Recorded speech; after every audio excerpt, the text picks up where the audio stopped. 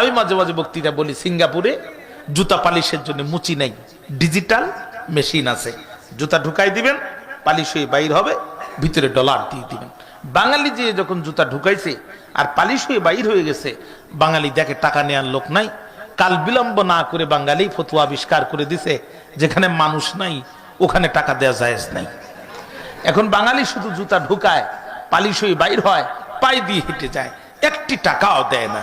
এই কোম্পানিগুলোর মালিক যারা, মাস শেষে বক্সগুলো ওপেন করে দেখলো তারা জুতা পালিশ হলো 30,000 জোড়া, মাগার ভিতরে মাল নাই।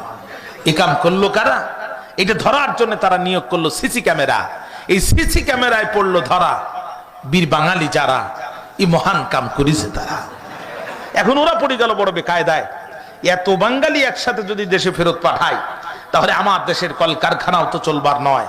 আবার এই বাঙালি যদি আমার দেশে থাকে, তাহলে জুতা পালিশের ব্যবসাও চলবার নয়। কি করা যায়? ওরা সফটওয়্যার ইঞ্জিনিয়ারদেরকে ডাক দিয়ে বলছে, বাবা বেতন তো নিবা, একটু উপকার কি করবা, এমন একটা সফটওয়্যার বানাও যাতে বাঙালিও থাকে, জুতা পালিশের ব্যবসাও চলে।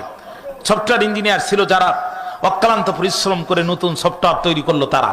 আর সেটি হচ্ছে, জুতা একটা দিবেন পালিশ হয়ে বাইর হবে, আরেকটা দিবেন পালিশ হবে, তবে বাহির হবে না ততক্ষণ, ভিতরে ডলার দিবেন না যতক্ষণ। বাঙালি কয়, এই সামান্য বুদ্ধি দিয়ে কি আর আমাদের আটকানো যায়?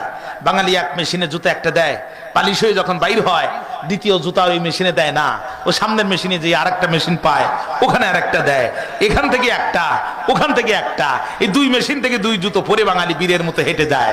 বলছিলাম না ভাই, এদের কাছে অসম্ভব বলে করে জিনিস নাই। এরা 1981 সালে জন্মগ্রহণ করার পরও 1971 সালের